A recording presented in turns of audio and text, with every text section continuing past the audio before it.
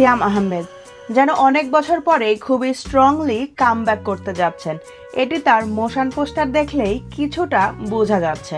সিয়াম অনেক বছর হয়ে গেছে বাংলা ইন্ডাস্ট্রিতে আছেন, কিন্তু তেমন একটা সাড়া জাগাতে পারেননি। কিছু কিছু সিনেমার মাধ্যমে তিনি হয়তো দর্শকদের মনে স্থান করতে পেরেছেন, কিন্তু সুপারস্টার বলতে আমরা যেটাকে বুঝি সেটা তিনি এখনো হতে পারেননি।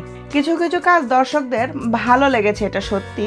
যেমন পোড়ামন 2, শান, এই সিনেমা দিয়ে দর্শকদের মনে একটা দাগ কাটতে পেরেছেন, কিন্তু ওইভাবে স্থান করতে পারেননি।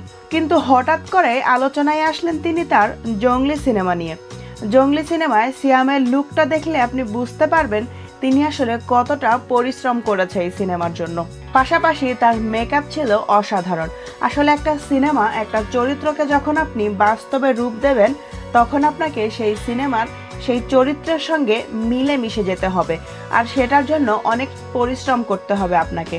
আর সেটি যদি আপনি না করতে পারেন, তাহলে আসা যাওয়া, শুটিং এগুলাই হবে, সিনেমার সংখ্যা বাড়বে, কিন্তু দর্শকদের মনে দাগ কাটতে পারবেন না। এটি হয়তোবা সিয়াম দেরিতে হলেও কিছুটা বুঝতে পেরেছেন। তাই তো এই সিনেমায় সিয়ামকে দেখেই বোঝা যাচ্ছে এটি ছিল তার ড্রিম প্রজেক্ট। এই সিনেমাটিতে সিয়ামের সাথে অভিনয় করেছেন বুবলি ও দিঘি, পরিচালনা করেছেন এম রহমান। এখন দেখা যাক সিনেমায় সিয়াম কতটা নিজেকে ছাড়িয়ে যেতে পারেন, আর এম রহমান কতটা গুছিয়ে কাজগুলো করতে পেরেছেন, সেটি সিনেমা মুক্তি পাওয়ার পর বোঝা যাবে। তবে আপাতত সিনেমার পোস্টার দেখে কিন্তু ভালোই মনে হয়েছে। আপনাদের এই মোশন পোস্টারটি দেখে কেমন লাগলো? সিয়াম কি পারবে আবারও ওই মুভি দিয়ে কামব্যাক করতে?